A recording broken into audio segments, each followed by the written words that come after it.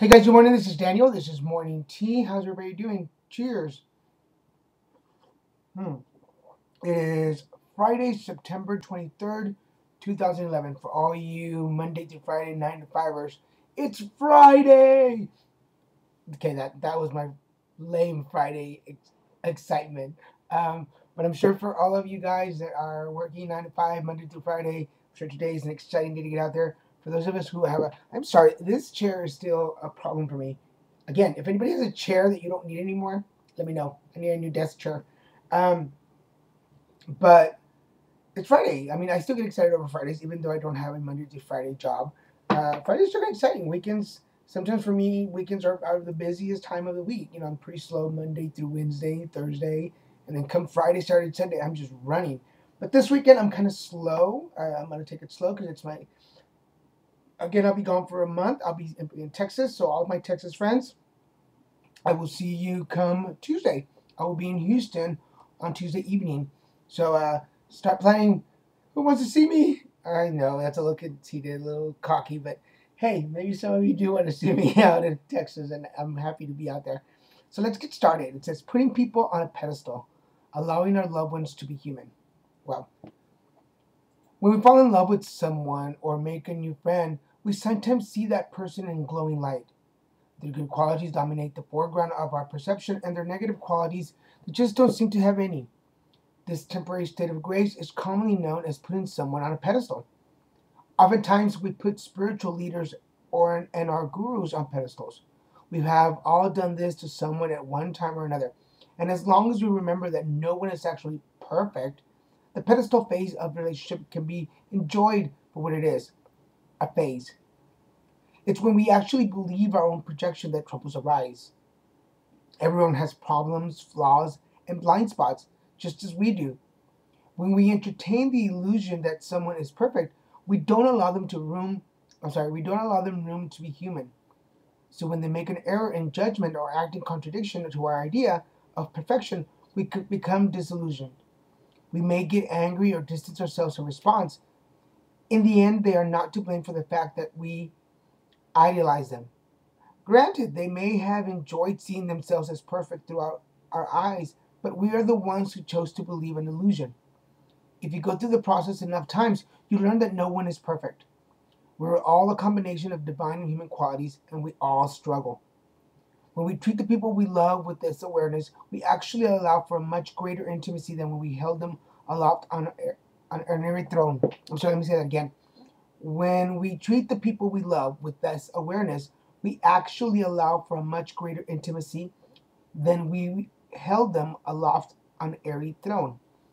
The moment you see through your idolized projection is the moment you begin to see your loved one as he or she truly is. We cannot truly connect with the person when we idolize them. In life, there are no pedestals. We are all walking on the same ground together. When we realize this, we can own our own divinity and our humanity. This is the key to balance and wholeness within ourselves and our relationships. A pretty good deal. We've all done that. I don't see anybody really not doing that. We meet somebody and they are almost like us and they have all these answers and they're so centered and we just think they're the next best thing after sliced bread. And then they make one little mistake and all of a sudden we drop them. We do this with celebrities all the time. Or religious leaders. We expect them to. We put them at a standard so high that it's impossible to stay there all the time. So when they fall a little, we automatically believe that they're horrible, they're bad, and we dog them and tear them down. I mean, I honestly, I did that with my parents. I had my parents on this really high pedestal, and I believe that my parents did no wrong.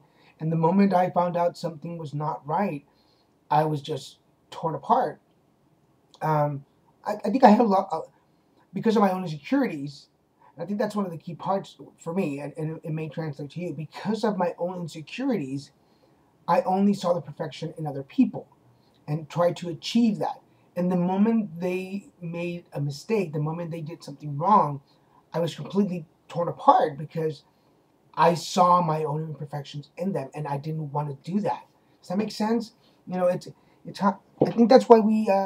I think that's why I look for higher people that I believe to be in a higher realm than me, so that I can idolize them and have something to strive for, without realizing that I'm already a good, blessed, um, talented person. That I have qualities that maybe somebody else looks up to. Now that's another angle. Well, I'm idolizing somebody else, somebody may be idolizing me, and it's such a chain reaction. So instead of worrying about what that person is doing, I should be concerned with what I'm doing and make sure that I hold myself to the standards that I want. So that make sure that I don't fall from my own standards. Does that make sense? I hope it does, because it does in my head. So just be realistic. Be realistic about the person that you are choosing to idolize, and realize the fact that they are not perfect. They may be close to perfection, but they will make mistakes, and you need to be ready for that. Because today's card is from Shamal. I am helping you with your relationship soulmate, with your spiritual soulmate relationships, your loved one. That's a pretty good card. A little bit of encouragement, if you're, because you are fierce. How's that for a Friday? So here, our beloved one. Um, if you have been thinking about whether you should talk to that person or not, if you have gone through the process of eliminating, are they good for me or not? Are they, uh, do I see them as an equal? Do I really get along? Is this really what I want in my life? If you have done all that homework for yourself, well, it's time to move forward. Um, ask Shamel to solidify that relationship, and go for it. If you really feel like this person's your soulmate, why not? What are you waiting for? What is your fear?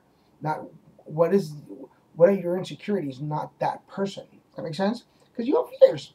You are a fierce person. You should go for it. Okay, that was my attempt at being sassy. Um, and guys, it's Friday. Everything happens for a reason, and everything. Uh, Irene, my friend over at Chakra Shack, we finally got a chance to sit down yesterday and chit chat. I had not talked to her really other than just a passing, and we finally had a really nice conversation last night. So I am excited. Thank you, Irene, for the water, which I forgot to bring with me last night. But I will see you guys Monday, and have a great weekend. Enjoy. I'll talk to you later.